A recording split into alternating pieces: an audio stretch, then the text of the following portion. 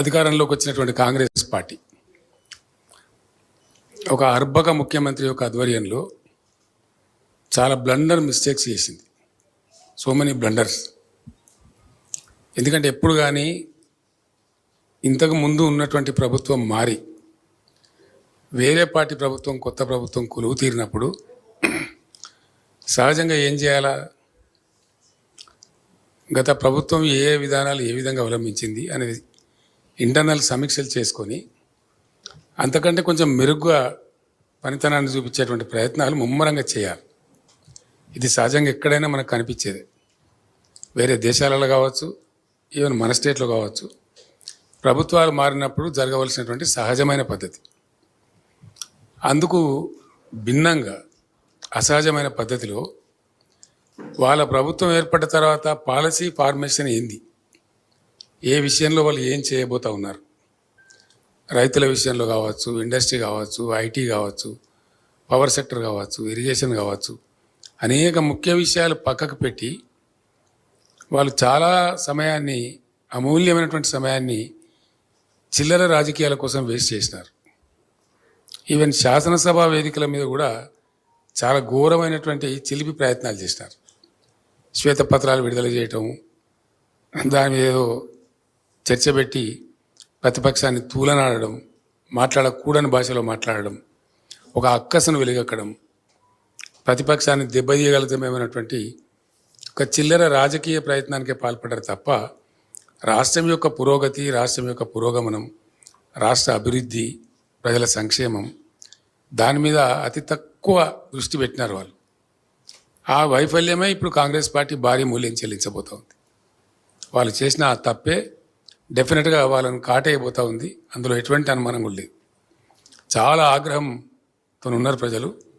ఆ ఆగ్రహం ఈ పార్లమెంట్ ఎన్నికల్లో ఒక వెల్లువలాగా ఆ పార్టీని ముంచేయడం ఖాయం. దానిలో డౌట్ కూడా అవసరం లేదు. నేను స్పష్టంగా చెప్తున్నా, నాకున్నటువంటి సుదీర్ఘమైన రాజకీయ అనుభవంతో, ప్రజలు కనపరిచినటువంటి స్పందనలతోని స్పష్టంగా కనపడతా ఉంది. దానిలో పెద్ద ఇబ్బంది లేదు. ఎందుకంటే ఒక స్పష్టమైన దృశ్యం ఈజీగా అర్థం చేసుకోవచ్చు. మనం అధికారంలో ఉండే పార్టీ, వాళ్ళ అగ్రనాయకుడు రాహుల్ గాంధీ వస్తే సరూర్ నగర్ స్టేడియంలో ఎంత అబాస్పాలైనరో, 3 పార్లమెంటు నియోజకవర్గాల సమావేశం. అది ఒకటి కాదు, ఒక అసెంబ్లీ కాదు, లేకపోతే ఇంకోటి కాదు, 3 పార్లమెంటు నియోజకవర్గాల సంయుక్త సమావేశంలో వాళ్ళు కనీసం 2-3 వేల మందిని కూడా సమీకరించలేక ఆ రాహుల్ గాంధీ అనేట ఆయన వాళ్ళ అగ్రనాయకుడు ఆ బస్సులోనే కూర్చోవడం, ముఖ్యమంత్రి బయటకు వచ్చి బతిమాలుకోవడం, వచ్చిన డీసీఎం దించి తొందర స్టేడియంలో బొమ్మని చెప్పడం, ఇది స్పష్టమైన సంకేతం. కనీసం వాళ్ళ అగ్రనాయకుడు వచ్చినప్పుడు సభలు పెట్టలేకపోవడం, ముఖ్యమంత్రి సభలు కూడా అనేక సభలలో ముబ్బడిగా ఖాళీ కుర్చీలు దర్శనం ఇవ్వడం, ఇవన్నీ కూడా దానికి సంకేతాలు. అంటే వాళ్ళ కార్యకర్తలలో కానీ వాళ్ళ నాయకుల్లో కానీ అసెంబ్లీ ఎన్నికల ఉన్నప్పుడున్న ఆ చొరవ, ఆ జోష్ కురవడింది. అట్లాగే ప్రజాస్పందన శూన్యంగా కనపడింది. ఇవన్నీ కూడా జరుగుతూ ఉన్నాయి. దాని తదనంతరం అన్నిటిని మించి నాకు వ్యక్తిగతంగా, ప్రజలకు కూడా, రాష్ట్రంలో ఉండే మేధావులకు కూడా బాధ కలిగించిన అంశం ఏంటంటే, ప్రభుత్వం రాకండి ఏ పిచ్చి ప్రభుత్వం కూడా అటువంటి పిచ్చి పని చేయకూడదు, చెయ్యరు. రాష్ట్ర భవిష్యత్తును కాంక్షించే ఎవరు కూడా అంత బాధ్యతారహితంగా ఉండరు. రాష్ట్రం దివాలా తీసింది అని ఏ పిచ్చి ముఖ్యమంత్రి కూడా చెప్పడు, ఏ దేశంలో కూడా. ఎందుకంటే అది రాష్ట్రం యొక్క ఇమేజ్ని డ్యామేజ్ చేస్తుంది, స్టేట్ ఇమేజ్ని డ్యామేజ్ చేస్తుంది, రాష్ట్రానికి దీర్ఘకాలిక ప్రయోజనాలను దెబ్బకొడుతుంది. స్వల్పకాలికంగా వీళ్ళకి ఏదో రాక్షస ఆనందం కలిగి ఉండొచ్చు, అప్పటికప్పుడు ఏదో చిల్లర మల్లర వాళ్ళు అనుకోవడానికి, వాళ్ళు అనుకోవడానికి, సంతోషపడడానికి తాత్కాలికంగా నిమిషానికి ఉపయోగపడవచ్చు, కానీ వాళ్ళ యొక్క అక్కసును వెలిగక్కడానికి ఉపయోగపడవచ్చు. కానీ రాష్ట్ర దీర్ఘకాలిక ప్రయోజనాల దృష్ట్యా, రాష్ట్రానికి పెట్టుబడులు ఆశించే దృష్ట్యా రాష్ట్రం బాగుందని చెప్పాలి. నేను రాష్ట్రం ఏర్పడ్డ కొత్తలో తెలంగాణ ధనిక రాష్ట్రం అని చెప్పిన నేను ప్రతిసారి. I proved it also during the regime of BRS. I proved it. ధనిక రాష్ట్రం అని చెబుతూ ఆ దిశగా పనిచేస్తూ అద్భుతమైన విజయాన్ని మేము సాధించినాం తప్ప అటువంటి ఆ పత్రాలు విడుదల చేసి అవి అన్ని తప్పుడు అంకెలు, తప్పుడు లెక్కలు, వాటితో చేసి వాళ్ళు కాలయాపన చేసుకొని భంగపడ్డారు తప్ప ఏమి చేయలేదు.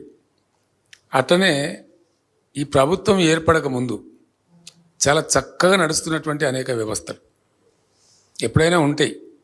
మీకు నేను మంచి ఉదాహరణ చెప్తాను. నేనే స్వయంగా మీరు అందరూ కూడా సాక్షులు దానికి, మీరే పేపర్లలో కూడా రాశారు. నేను సీఎం అయిన తర్వాత రివ్యూ చేస్తూ ఉంటే హెల్త్ డిపార్ట్మెంట్ వాళ్ళు వచ్చినారు.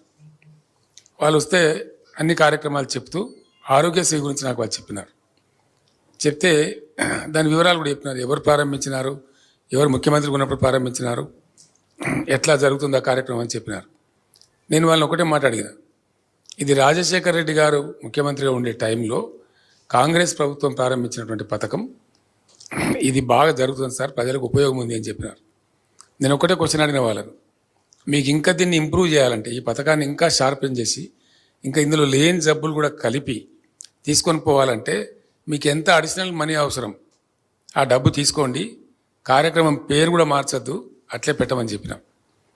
అట్లనే ఎడ్యుకేషన్ డిపార్ట్మెంట్ నేను రివ్యూ చేస్తూ ఉంటే సీఎం అయిన తర్వాత వాళ్ళు చెప్పినారు, అన్ని కార్యక్రమాలు చెప్తూ ఫీజు రియంబర్స్మెంట్ గురించి చెప్పినారు. ఫీజు రియంబర్స్మెంట్ సార్ ఇది రాజశేఖర రెడ్డి గారు ప్రారంభించారు, వారి టైంలో మంచి కార్యక్రమం సార్, బాగా జరుగుతుంది, కాకపోతే కొన్ని అవకతవకలున్నాయి, వాటిని సరిదిద్దాలి, ఇప్పుడు నిలిపేసి అవకతవకలు సరిదిద్ది ముందుకు పోదామని అడిగినారు. నేను స్పష్టంగా చెప్పిన, నిలపద్దు, విద్యార్థులకు ఇబ్బందులు వస్తాయి, సర్టిఫికెట్లు ఇవ్వరు, ఇంజనీరింగ్ కాలేజీలు కొన్ని తప్పుడుగా ఉన్నాయంటే వాటిని సరిదిద్దుదాం కోర్స్ ఆఫ్ టైంలో, కానీ ఇప్పటికిప్పుడు మాత్రం దాన్ని నిలపద్దండి, మీకు ఇంకేమైనా అడిషనల్ మనీ కావాలంటే కూడా తీసుకోండి కానీ నిలపద్దని చెప్పినాం. అంత ఔన్నత్యం ఉండానండి, మినిమం ఉండాలి ఆ కట్టసి, ఆ మర్యాద. ఏ ప్రభుత్వం పెట్టినా కార్యక్రమమే. Government is a continuous process, ఒక రోజుతో అయిపోయేది కాదు. అదే విషయం శాసనసభలో నేను స్వయంగా లేచి, రాజశేఖర రెడ్డి గారు తెలంగాణ వ్యతిరేక అయినప్పటికీ కూడా నేను ఎట్లా చెప్పినట్టు ఆయన అప్పటి చనిపోయి ఉన్నారు కాబట్టి, ఆ మహనీయుడు చచ్చి స్వర్గంలో ఉన్నాడు కానీ మంచి పథకం పెట్టిండు ఆరోగ్యశ్రీ అనేది, దీన్ని కొనసాగిస్తాం, దీన్ని ఇంకా పెంచి డబ్బులు పెంచి దీన్ని మంచి పద్ధతిలో కొనసాగిస్తామని నేను చెప్పిన తప్ప మేము అటు చెరిపేస్తామని చెప్పలేదు. దీన్ని తీసేస్తాం, క్యాన్సిల్ చేస్తాం, ఇది మా స్కీమ్ కాదని చెప్పి దాని మీద లేబుల్ అంటించి ఆ పిచ్చి ప్రయత్నాలు, ఆ చిలిపి ప్రయత్నాలు మేము చేయలే. అది కంటిన్యూ చేసినాం, ఫీజు రియంబర్స్మెంట్ కంటిన్యూ చేసినాం, చక్కటి ఫలితాలు కూడా వచ్చినాయి, ప్రజలకు మేలు జరిగింది. కానీ ఈ ప్రభుత్వం చక్కగా నడుస్తున్నటువంటి మంచి కార్యక్రమాలు, అనేక కార్యక్రమాలు, వాటిని దెబ్బ తీసుకున్నారు పాపం. వాళ్ళకి అతి తెలివికి పోయి అది అనవసరమైనటువంటి ఒక బేసిజానికి పోయి దెబ్బ తీసుకొని వాళ్ళ కాలు వాళ్ళే ఎరుగొట్టుకున్నారు. ఇక్కడ నష్టపోయింది వాళ్ళే, వేరే వాళ్ళు నష్టపోరు. ముఖ్యంగా కరెంటు, తెలంగాణ ఏర్పడ్డ తొలి రోజులలో కరెంటు బాధలు వర్ణనాతీతం, అది మనందరికీ తెలుసు, కళ్ళారా చూసినాం. ఇందిరా పార్క్ దగ్గర పారిశ్రామికవేత్తలు ధర్నా చేసినటువంటి సన్నివేశాలు, కార్మికులకు 3 పూటల మాకు పని దొరకలేదు, కనీసం 1 టైం దొరకలేదు, ఈ పవర్ హాలిడేస్తో చస్తున్నామని కార్మికులు పటాన్ చెరువు, మన చర్లపల్లి ప్రాంతాల్లో కార్మికులు కూడా ధర్నా చేసినటువంటి ఉదంతాలు చాలా చూసినాం మనం. చాలా రైతాంగం కూడా బావుల కాడికి రాత్రిలు పోవటం, అలా పాములు గుర్చడం, షాక్స్తో చచ్చిపోవటం, అవన్నీ కూడా చూసినాం. వితిన్ 3-4 మంత్స్లోనే వ్యవసాయం తప్ప మిగతా అన్ని రంగాలకు 24 గంటల కరెంటు తెచ్చినాం. 4-5 మంత్స్లోనే. వితిన్ అనదర్ 1 ఇయర్, అంటే 1.25 ఇయర్లో, 1.5 సంవత్సరంలో వ్యవసాయానికి కూడా 24 అవర్స్ పవర్ ఇవ్వడం స్టార్ట్ చేసినాం. 7,000 మెగావాట్లు ఉన్న విద్యుత్ శక్తిని 21,000 మెగావాట్లకు పెంచినాం.